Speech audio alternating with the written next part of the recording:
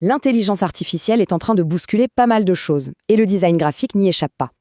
Aujourd'hui, créer un logo, ce qui est quand même la toute première impression d'une marque, eh bien ça semble à portée de main en quelques clics. Mais comment on s'y retrouve vraiment? Comment s'assurer que la vitesse ne nous fait pas sacrifier la stratégie?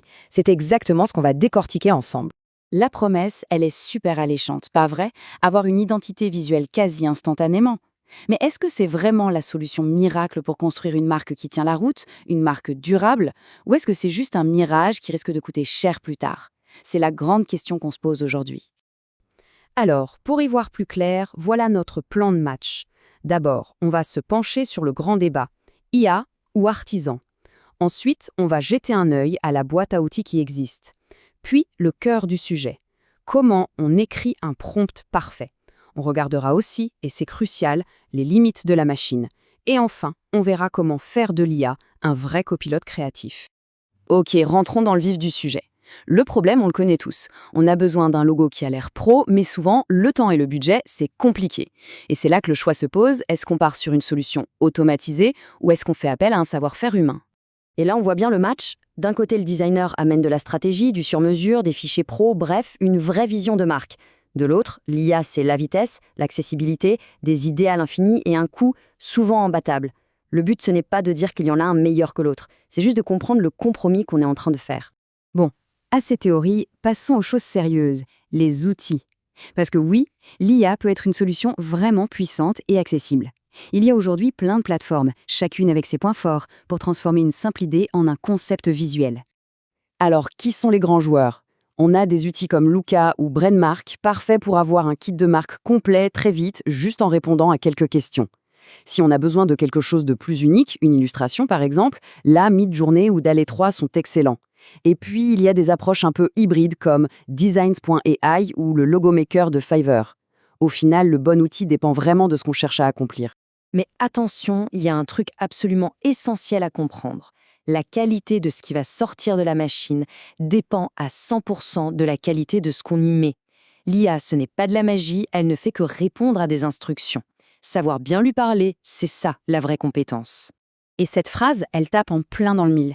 L'IA, elle n'a aucune vision stratégique. Elle ne connaît rien aux valeurs, au positionnement, à l'audience d'une marque. C'est pour ça que le prompt doit venir compenser tout ça.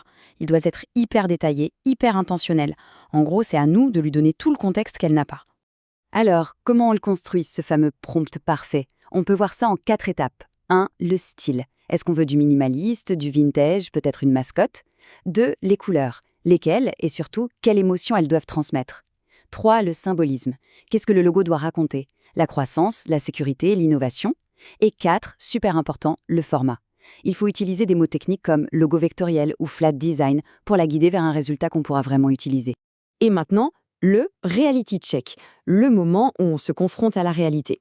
Parce que oui, ces outils sont impressionnants, mais ils ont des limites techniques et stratégiques qu'il est absolument vital de connaître avant de se lancer. Le concept numéro 1 à maîtriser, c'est celui de fichier vectoriel. À la différence d'une photo qui est faite de pixels, un fichier vectoriel, lui, est basé sur des formules mathématiques. Qu'est-ce que ça veut dire? Ça veut dire qu'on peut l'agrandir à l'infini, de la taille d'une carte de visite à un panneau 4x3, sans jamais qu'il devienne flou. C'est le standard professionnel absolu pour un logo. Franchement, cette analogie, elle est parfaite pour comprendre le problème. Un logo en pixels, il sera peut-être net sur un écran de téléphone, mais il va devenir une bouillie de pixels sur une affiche, une vitrine ou un t-shirt. Il n'est pas du tout adaptable, ce qui le rend quasiment inutilisable pour une communication sérieuse sur plusieurs supports. Et au-delà de ce problème de vectoriel, il y a d'autres failles. Les résultats peuvent vite être génériques, sans ce petit truc unique qui fait une marque forte. L'IA, elle ne pense pas en termes de système visuel qui doit fonctionner partout. Et elle ignore complètement les contraintes d'accessibilité, comme les contrastes de couleurs pour les personnes malvoyantes. Une belle image, ça ne fait pas une identité de marque qui fonctionne. Alors, on en conclut quoi? Est-ce qu'il faut jeter l'IA à la poubelle? Absolument pas. La bonne approche, c'est de redéfinir sa place dans le processus. Il ne faut pas la voir comme le créateur, mais plutôt comme un copilote. Voilà, tout est là. Le point essentiel de toute cette analyse, il tient dans cette simple phrase. L'intelligence artificielle est un outil d'exploration et d'idéation absolument incroyable. Mais la finalisation, la stratégie, la validation technique, ça doit rester dans les mains d'un professionnel.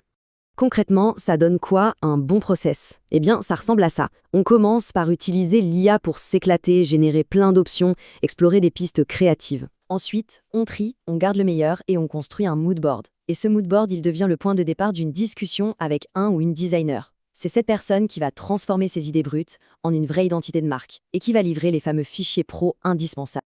Finalement, tout se résume à cette question. Un logo, ce n'est pas juste une jolie image, c'est la signature de la promesse qu'on fait à ses clients. C'est un engagement de qualité, de confiance. Alors, la vraie question, ce n'est pas de savoir si une machine s'est dessinée, c'est de décider à qui on confie la responsabilité de signer cette promesse.